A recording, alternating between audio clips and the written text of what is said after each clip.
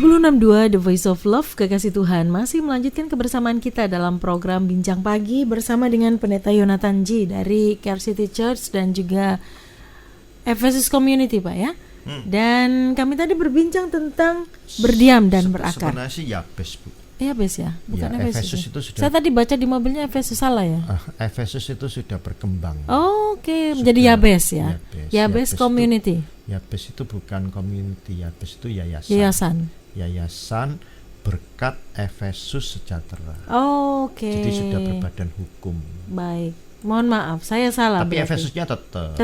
Ya, oke, baik. Yabes. Oke. Baik, kekasih Tuhan, silakan. Anda bisa bergabung bersama dengan kami. Telepon, SMS, WA saya buka untuk Anda. Pak Yu, sepertinya ada yang rindu untuk beribadah dengan Surabaya Care City Church ini. Mau tanya dari 5693, kapan ngadain ibadah lagi, Pak? Ya, semua kangen loh. Saya juga kangen. Jangan dipikir kasih Tuhan yang kangen. Saya juga kangen. Saya juga kepingin ketemu. Iya, lagi direnovasi. Kebetulan ya lagi ya pasang ini, pasang itu. Jadi ya terus karyawan kontraktor kontraktor interiornya dibatasin jumlahnya. Oh, kenapa, Pak? Ya karena COVID ini. Jadi nggak boleh banyak-banyak. Jadi karyawannya harus sedikit. Harus ya protokol juga, harus apa gitu ya. Terus nggak boleh lembur. Jadi ya akhirnya molor. Mudah-mudahan sih sebentar lagi sudah 90% sih saya selesai. Ya. Iya. Baik, ada Ibu S yang bergabung. Shalom, selamat pagi Pak Yonatan. Sejak adanya corona, memang saya ini punya pikiran takut kalau keluar rumah, Pak. Sedangkan bisnis saya ini harus ketemu orang di rumahnya masing-masing. Kalau nggak nemuin orang nggak bisa cari uang, Pak. Jadi bagaimana ya, Pak ya? Ya, mungkin ada marketing atau apa. Ya oke. Jadi mungkin ada sarana yang lainnya untuk kasih Tuhan yang bisa ke rumah orang-orang, mungkin by phone atau saya pikir mereka juga akan mengerti sekali kalau mereka juga nggak bisa datang didatangin atau jumpa atau jumpa muka gitu ya. Jadi ya terus saja semangat ini ibu atau bapak ini yang marketing ini ya. Jadi tetap aja semangat, tetap aja yang bisa dilakukan apa dari rumah ya. Mungkin kalau bisa ketemu lewat WA call atau apa ya mungkin bisa dilakukan. Tapi yang terpenting jangan merasa bahwa bagaimana gitu ya, artinya lakukan ya, do something. Jadi kerjakan terus apa yang bisa lewat telepon dulu, kalau bisa ya mungkin lewat video atau apa bisa yang terpenting lakukan aja dah. Oke. Ada S di Surabaya, ini bukan ibu sepertinya, S yang lain, bukan Ibu S tadi maksudnya. Pak Yo mau tanya, apakah diperbolehkan melayani Tuhan Yesus sambil berpikiran dosa, Pak? Nggak boleh ya. Nggak boleh, jangan berpikir dosa itu. Menaklukkan pikiran ini bagaimana, Pak? Kan kita ini kecenderungannya tuh memikirkan hal-hal yang karena natur kita dosa ya, mengendalikan pikiran kita agar tidak memikirkan hal-hal yang dosa itu seperti apa? Gini deh, yang terpenting gini aja, yang terpenting ya mungkin saya juga banyak dapat sharing atau konseling seperti ini ya. Jadi memang melayani Tuhan dengan berpikir dosa ya itu salah banget ya. Tetapi bagaimana supaya kehidupan kita memang tidak berpikir tentang hal itu, supaya menjadi benar-benar habit gitu loh. Jadi jangan sampai ada sedikit pun ya pikiran-pikiran kita yang dikalahkan dengan pikiran-pikiran dosa tadi. Apalagi plus sampai firman Tuhan mengatakan menjadi buah dosa, artinya dilakukan ya.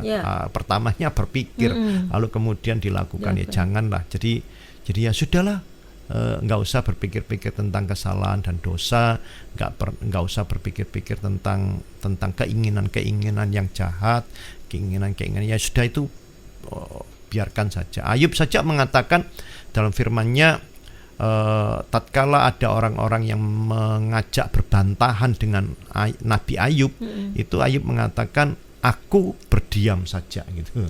Jadi ya memang sudah saatnya ya. Kalau ada berkecamuk pikiran yang marah atau apa, mungkin jealous atau khawatir, dengki, ya diam dulu, sabar dulu. Kemudian kalau sudah clear, selesai, ada pengampunan, ada berlimpah syukur, kita bisa melayani Tuhan. Gitu mungkin jawaban. Pemberesan ya kepada Tuhan. Ya. Baik, berikutnya Pak, ada pertanyaan dari NN. Shalom Pak, saya setiap hari berdoa agar Tuhan memberikan kesabaran buat saya. Saya ini sudah lansia Pak, tapi masih sulit untuk mendapatkan karakter itu.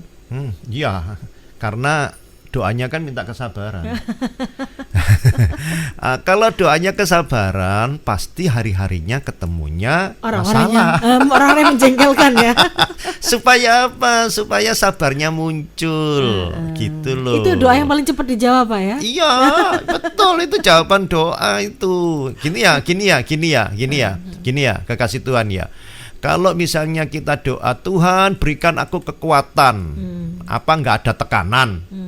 Malah berat tekanannya. Supaya kekuatannya muncul, gitu kasih Tuhan. Ya, kalau misalnya gini, Tuhan berikan aku kesabaran gitu ya. Baru amin. Gelas pecah. Atau dibentak suami. Atau diomeli istri. Baru amin. Tuhan berikan aku kesabaran gitu. Ya memang cepet ada cepat jawaban Tuhan itu cepat.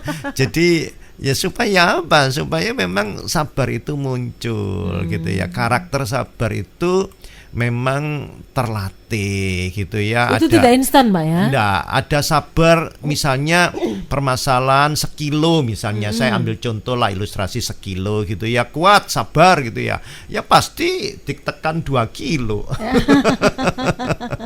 Kalau udah 2 kilo artinya sabar itu masih muncul gitu ya, ya mungkin bisa ditekan 3 kilo, 5 kilo. Artinya gini, sampai sabar itu menjadi karakter. Saya setuju sekali kalau karakter itu menjadi sabar ya, berbuah roh gitu ya, artinya penuh dengan roh gitu ya. Ada puji-pujian yang menyanyikan gini, kasih dari surga memenuhi tempat ini, kasih dari Bapa surgawi, kasih dari Yesus mengalir di hatiku gitu ya. Kasih dari surga mengalir di hati, sampai bahasa Inggrisnya itu kebak buahnya. Meluber. Kebak dan meluber. Bahasa Yunaninya itu amber. Gitu ya. Keluar meluap gitu ya. Kasih itu meluap, sabar itu meluap, sampai akhirnya buah roh itu dinikmati oleh orang lain, habit ya, sampai jadi karakter, sampai orang lain mengatakan oh iya ya sekarang sabar gitu. Nggak kayak dulu gitu ya. Nggak perlu ganti nama sabar. Cukup karakter sabar. Saya setuju sekali. Terus saja semangat ya. Kalau ada sesuatu yang menjadikan sabar itu tertekan, maka sabar itu akan muncul, mumbul ya, mendal ya katakan ya. Jadi memang keluar gitu ya sabarnya. Saya berdoalah Bapak yang Ibu yang sudah lansia ini sudah cukup, mau cari apa ya memang harus sabar karakternya. Amin. Oke, ada Ana yang bergabung. Shalom Pak, teman saya saat ini sedang sakit sampai-sampai dia stres, tidak bisa tidur. Menurut dia sebelum sakit hidupnya sudah enak, karena sakit ini jadi tidak enak. Dia belum bisa menerima sakitnya. Bagaimana caranya ya Pak saya menolong dia supaya bisa menerima kondisinya saat ini? Tapi dia masih saja stres, nggak bisa tidur Pak, sampai pakai obat penenang. Kasihan ya. Orang-orang yang biasanya begitu itu orang-orang yang kecewa, kepahitan. Ya, kecewa, kepahitan itu dibetulin dulu. Jadi diberikan hal-hal yang baik, yang sejuk. Nanti didoakan kalau memang urutannya memang kronologisnya, entah itu kepahitannya disembuhkan dulu menjadi sembuh, atau sembuh dulu menjadi kepahitannya hilang. Pasti ada dua hal ini pasti berlaku dalam setiap orang-orang yang seperti kekasih Tuhan yang melayani temannya, saudaranya ini ya. Jadi layani terus, ada memang beberapa trik atau konsepnya. Itu yang mana dulu, yang kepahitannya dulu sembuh. Berarti kalau kepahitannya sembuh, dia akan menjadi imunnya menjadi kuat, menjadi semangat, dan sakitnya akan sembuh. Atau sakitnya dulu sembuh, menjadi kepahitannya sudah hilang. Jadi terus doa aja, doa dua hal ini, kepahitan dan kesembuhannya. Iya. Karena itu akarnya di situ ya. Betul. Baik, berikutnya ada 9427. Shalom Pak. Saya ini punya saudara, anak Tuhan juga, sudah cukup mampu, bahkan hidupnya lebih dari cukup atau kaya, tapi masih suka kemilian dengan barang-barang milik saudara kandungnya. Saya harus bagaimana ya Pak menolong saudara saya ini? Ya, diberikan keterangan yang sejelas-jelasnya, apa yang terbaik, apa yang harus dimau ya. Jujur itu memang kadang-kadang menyakitkan, Bu Ayu. Ya, jujur itu menyakitkan. Kalau memang nggak bisa dinasihati satu orang, panggil seseorang yang berpengaruh dengan orang itu. Ya, berarti ada 6 mata.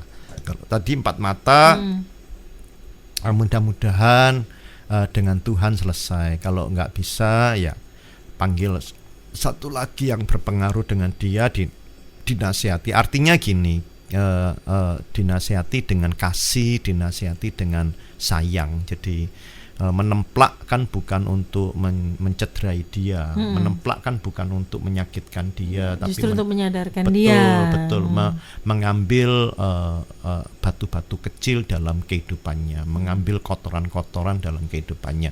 Memang sakit, tapi ya harus dilakukan. Lakukan saja, tidak apa-apa. Baik. Ada Daniel yang bergabung. Shalom Pak, saya ini taat dalam perpuluhan, tapi akibat dampak krisis dalam bulan-bulan ini uang saya hanya cukup untuk makan saja Pak, sehingga untuk perpuluhan saya hanya memberi sedikit saja.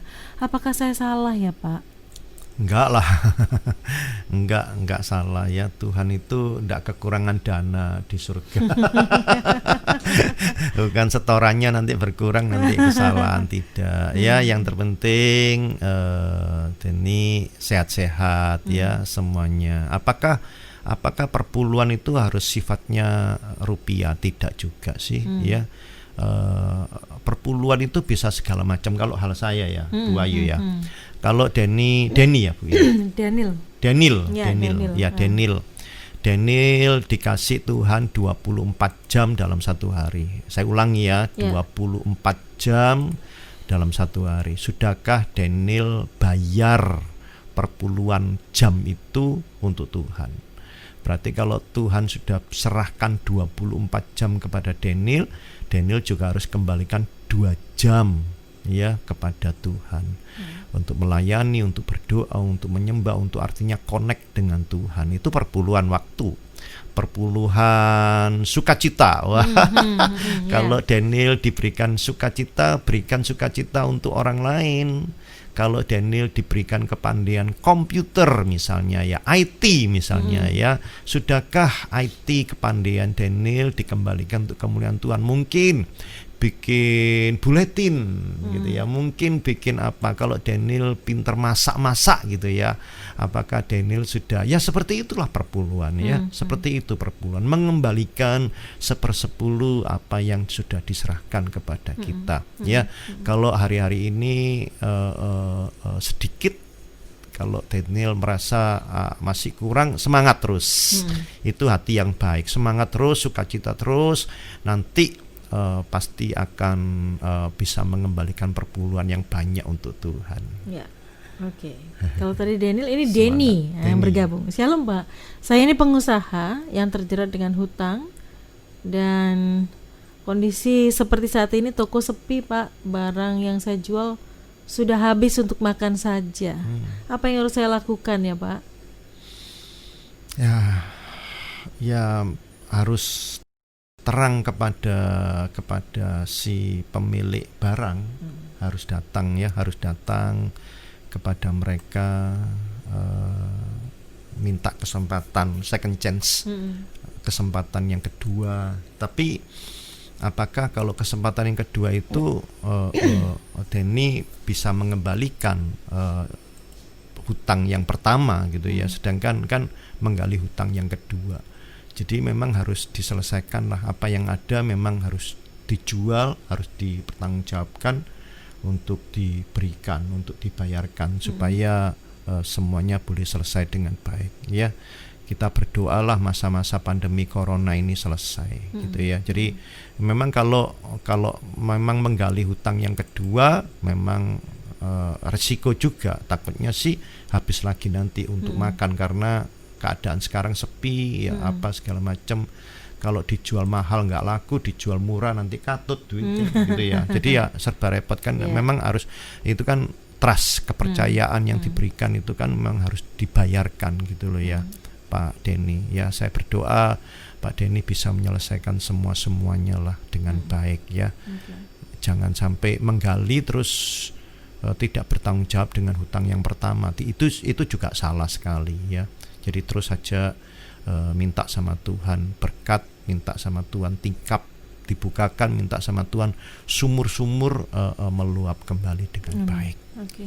Ya, Denny. Baik. Pak Yonatan, bisa disimpulkan dari perbincangan kita pagi hari ini dan silakan tutup dalam doa.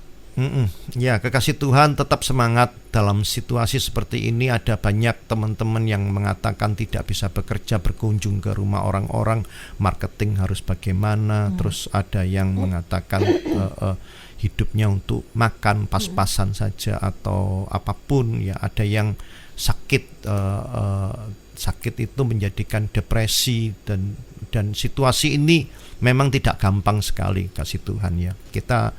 Kita sendiri melihat dari WA tadi, berita-berita yang semakin membuat kita berpikir bahwa memang satu-satunya cara memang harus berakar dalam Dia. Satu-satunya cara harus connect hubungan dengan Tuhan. Semuanya akan teratasi dengan baik. Kekasih Tuhan, semangat aja ya. Berdiam itu menjadikan semangat. Berdiam bukan hanya menjadi berpangku tangan. Berdiam bukan menjadi kita tambah stuck atau turun grafik kita, tapi berdiam apa yang harus kita lakukan ya. Saya juga tidak setuju dengan kata lockdown, PSBB, tidak setuju dengan kata-kata itu. Saya juga harus keluar out of the box ya. Jadi saya keluar dari kotak-kotak pandemi corona ini. Nah, saya juga memotivasi teman-teman yang di luar kota, teman-teman yang di Surabaya, ayo kerjakan, ayo karyakan, ayo kerjakan, ayo karyakan. Terus saja lakukan sesuatu hal. Tetapi kalau memang harus berdiam, berdiamlah dalam Tuhan, bukan berdiam dalam takut, berdiam untuk medsos, berdiam mendengar berita-berita yang menakutkan, berita-berita yang menekan. Tidak, berdiam mungkin membuat kita bertumbuh, berdiam untuk menjadikan kita berakar, berdiam untuk sejahtera kita, berdiam untuk supaya kekasih Tuhan bisa mengucap syukur, berlimpah dengan syukur. Itu kesimpulannya Bu Ayu. Kita doa ya. Silakan Pak. Kita doa, kekasih Tuhan. Terima kasih Tuhan kalau kami boleh bincang pagi di Radio Sangkakala. Jadikan bincang pagi ini sungguh memuliakan nama Tuhan, dan bincang pagi ini sungguh menjadi berkat buat kekasih Tuhan dimanapun saat ini berada. Hamba berdoa buat mereka yang sakit, dalam nama Yesus Tuhan Kau sembuhkan. Hamba juga berdoa kepada mereka yang tertekan, mereka keluar dari tekanan itu, mereka bebas dari tekanan itu dalam nama Yesus. Mereka ada yang bermasalah dengan keuangan, dalam nama Yesus Engkau limpah-limpahkan berkat, Engkau berikan berkat kepada mereka semuanya. Terima kasih Bapa, terima kasih Tuhan Yesus. Kami juga berdoa kepada kekasih Tuhan dimanapun saat ini berada. Ada ada Surabaya, luar kota Surabaya, semuanya dijamah Tuhan, semuanya diberkati oleh Tuhan dan dipermuliakan oleh Tuhan. Terima kasih Bapak, sekali lagi hamba berdoa untuk masa-masa COVID-19 ini selesai dengan baik dan semuanya boleh kehidupan menjadi normal, menjadi baik, anak-anak boleh sekolah, teman-teman semuanya kekasih Tuhan boleh bekerja kembali, boleh beraktivitas kembali, boleh bergereja kembali, boleh melakukan aktivitas dengan baik. Dalam nama Yesus Tuhan, hamba berdoa supaya semuanya boleh berjalan dengan baik kembali untuk kemuliaan buat nama Tuhan. Sebentar kami hendak berpisah, kiranya Tuhan Kau memberkati kami dengan berkat daripada Allah dan cinta kasih dari Tuhan Yesus Kristus, persekutuan dengan Roh Kudus yang menyertai kita, melindungi kita, menjaga kita dari sekarang sampai selama-lamanya. Terima kasih, haleluya, amin. Amin. Pak Yo, terima kasih sudah menjadi berkat pagi hari ini. Bu Ayu, Tuhan terima memberkati. kasih, kekasih Tuhan, terima kasih, Tuhan Yesus berkati. Ya. Bye-bye, shalom. Bye-bye, sampai ketemu lagi Pak. Dan kekasih Tuhan, tentu sudah kebersamaan kita dalam program Bincang Pagi. Kekasih Tuhan, situasi di sekeliling kita memaksa kita untuk berdiam diri, tapi jangan jadikan paksaan itu sesuatu yang tidak menyenangkan. Kadang awalnya tidak menyenangkan, tapi kita harus membiasakan diri untuk berdiam diri di hadapan Tuhan, merenungkan firman Tuhan, dibangun, berakar, dibangun iman kita semakin teguh di dalam Tuhan. Dan kita boleh melimpah dengan ucapan syukur. Tidak berhenti sampai di situ, tetapi Anda dan saya dipanggil untuk menguatkan orang lain, membangun orang lain juga, dan mengajak orang untuk berakar di dalam Tuhan. Lakukan ini karena ini adalah panggilan untuk setiap kita orang percaya. Saya Wahyu Widiawati pamit, selamat pagi, selamat beraktivitas. Tuhan Yesus memberkati.